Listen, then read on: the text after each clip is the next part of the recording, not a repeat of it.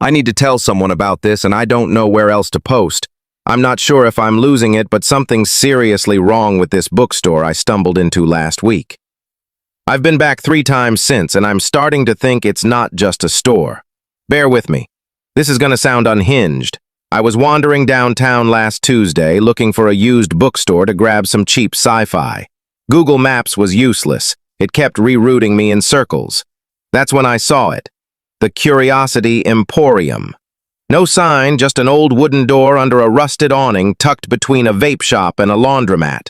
The name was carved into the wood, barely legible, like it had been there forever.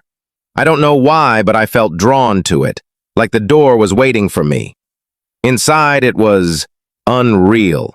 The air smelled like old books and cedar, and the place was massive, way bigger than it should have been for the tiny storefront.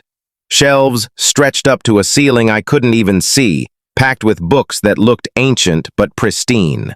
No generic fiction or history signs. Instead, the sections had weird names like Whispers of What Was or Tomorrows That Never Came. I swear one aisle was labeled Your Regrets. Creepy, right? There was no one at the counter, just a brass bell and a no ring if you dare. I didn't. I'm not that dumb. I wandered to a section called Unfinished Stories and picked up a book with no title.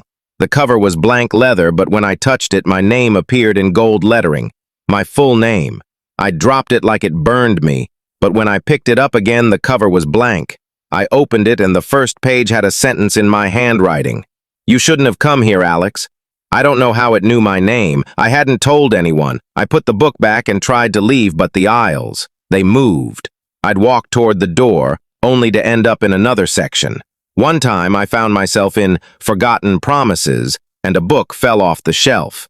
It was a diary dated 1997, written by someone claiming to be my mom. She died when I was a kid and I've never seen her handwriting, but it described me, stuff no one could know, like the nightmares I had at 5 about a man with no face.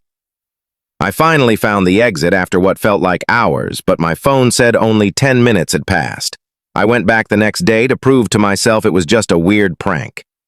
The store was still there, but the door was locked. A guy passing by said, "Oh, that place? It's been abandoned since the 80s. I showed him the pics I took inside, and he bolted. My photos were just static, like TV snow. I went back again yesterday.